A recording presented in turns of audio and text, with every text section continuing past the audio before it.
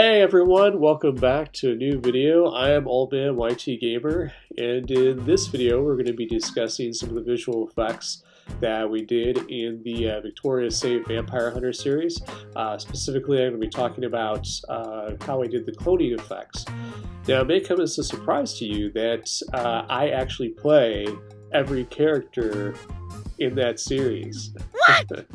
And I accomplished that by using some pretty advanced cloning effects. What's a cloning effect? Well, it's basically where you take a different character and you act out a scene in a different time frame, and then you put that together to make it look as though both the characters are in the same frame. And so that's going to be talking about how I accomplished that today, because there's quite a few of these shots here or scenes or whatever where I did that. Obviously, all the battle scenes, those are all cloned effects as well. But I'm going to be talking about some of the simpler ones just because it'll be easier to show you as an example how I accomplished those. So why don't we jump right in? Okay, let's get started. Brought Fishy along to help us demonstrate the effects we're going to be doing. He said hello. Hello, Fishy. Alright, so first thing we want to do is we want to set the ambient lighting levels for our scene. Here it's going to be obviously really dark because we want it dark and spooky. So we're going to make it late at night, and we're going to make the light brightness really low, and we're going to set some fog thickness to kind of, obscure the scene or whatever a little bit. Oh yeah, that's good. That looks really spooky. Excellent. Okay, the next step is to set our customized lighting by using the customizable torchlight object. And as you can see here, I set the color of the torchlight to the same as those candles. We're doing medium size. Light intensity is about 50%. That should be good enough for the scene to make it bright enough so we can see our characters okay. It's still look kind of spooky. Alright, but this is all in preparation to get set up for our clone shot.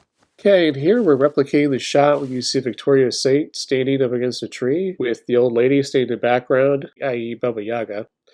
But you see them in both in the frame. Okay, so we have our shot here of Fishy standing as Victoria's Saint, and now we have to go act out the shot that we want with the old lady. Also, Fishy is standing in for the old lady here. And as you can see, they're in two different locations, but what we're going to do is I'm going to go back into the replay and then use the drone-free camera to go around and then get the shot that I want to do. Alright, so now I've gone back into the Creative replay, and I'm going to move the camera into position so I can frame the shot.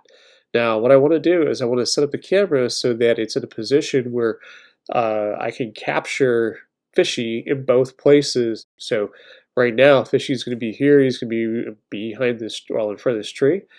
And then I also want to be able to have a shot of him in the doorway. And then what I'm going to do is actually do the clone shot from there, where we'll talk about that in just a little bit. All right, so it's also really important that you do not move the camera. If you move the camera and the second shot is off by 1 pixel, it's gonna ruin your shot. So you got to make sure that you've got your frame, you got your angle framed, and everything how you want it before you get going. Because once you start that shot, you cannot move the camera. Otherwise, you'll completely ruin it. Okay, so I've imported the clips to Final Cut Pro, and we're just going to move to the position in time where we got the clips that we wanted here, the scene that we wanted, and I'm just going to go ahead and move it to that point and set that. For the first clip, where Fishy is standing in front of the tree here, and then what we're going to do is we're going to take a second clip and put it on top of there. So we're going to drag and drop first, so he's in front of the tree here. Just double checking, make sure that's looking good. Then what we're going to do is we're going to take another portion of this clip from a different point in time, and then what we're going to do is we're going to drag and drop that on top of the other clip. So you have your A roll and you have your B roll of film here.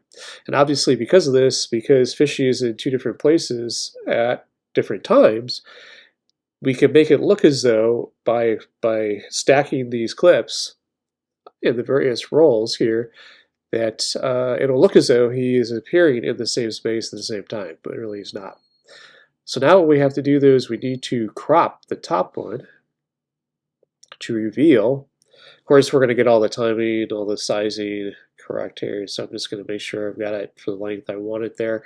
But then what we're going to do is we're going to crop the top one, and that will actually reveal the clip underneath. So we're going to go ahead and do that. Drag it over, and voila, there's Fishy.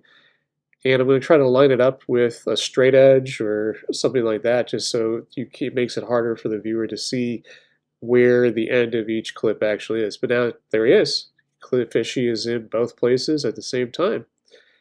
And that's how you do a clone effect. Okay, so that was an outdoor shot, but now we're going to do an indoor shot here for cloning. And the first thing to do is obviously, again, setting your ambient lighting levels. Set to 6 a.m. We're just doing default for the light brightness. But I did add a little bit of fog thickness just because I wanted to, I don't know, add a little bit of haze to the shots that I was doing here. Kind of keep with that sort of spookiness.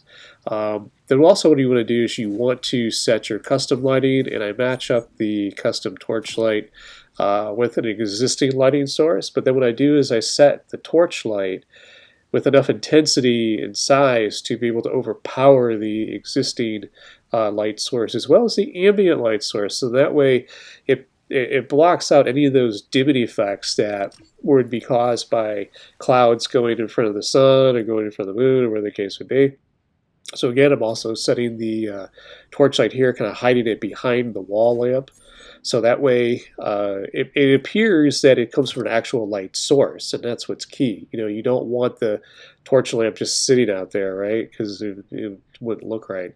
So, but if you put it behind or inside of an existing light source, and then you set that, it'll overpower that light source to get to the levels that you want the lighting to be. Okay, so I think we're ready for our clone shot now. Okay, so here we're replicating the scene where Victoria's Saint is talking to Midas. So Fishy's going to stand in for both of them. So we're just going to go ahead and act out the scene, try to just sort of imagine where our angles are going to be at. So imagine where each character is going to be in 3D space. So obviously Victoria is talking to Midas, so she's going to be looking in that general direction. And then same thing for Midas. You know, he's going to be, you know, on the other side. He's going to be looking the other way. So kind of keep that in mind when you do a clone shot, especially something like this, where you have two characters talking to each other. Okay, so we had finished acting out our scene. We've got our clips. We framed the camera where we want it so that we can have Fishy here in the same frame both times. And we're going to go from there. So just going to edit the clips and bring it down. And kind of do that same thing where we're stacking the clips on top of each other. Now, obviously, the one thing you want to do is you want to make sure you have the camera framed at such an angle where the clips don't overlap each other. And you'll see what I mean about that here. However, you can still kind of salvage your shot. All is not lost. So we're going to crop the image here. Well, the image, the clip here. Oh no, Fishy's arm is being cut off. Oh no, all is ruined. No, not really. No, do not fear. We're just going to add a mask. And we can save this clip and we won't have to go back and reshoot everything. So you can see here, obviously, when you're cropping, it's cutting it off. But what we can do is we can use a mask and we can salvage this so that we don't have to go back and reshoot everything. So basically what I'll do is just go ahead and add in the mask points. And you will need an advanced editor to be able to accomplish this, or some sort of an editor that has the ability to do masking. Otherwise, you would have to go and reshoot it. But yeah, I'm just going to go ahead and put my mask points all around Fishy here. And then finish off the mask. And ta-da! There we go. Now we've got Fishy visible in both places. Look at that. So now we've successfully cloned Fishy into one shot. How cool is that? There we go. Perfect. No clipping. Excellent. All right, everyone. So that's how I accomplished the clone shots in the Victoria's Saint series. I hope you enjoyed this video. I hope it was useful. I'm a very technical person, so I enjoy technical things. But anyways, if you have any questions on any other visual effects or want to see maybe more video, like how-to videos or behind-the-scenes videos, let me know and comment down below. And anyways, that's it. I think that's all I've got for today. So hope you enjoyed the video. Make sure you like and subscribe, and I'll see you in the next video. Bye.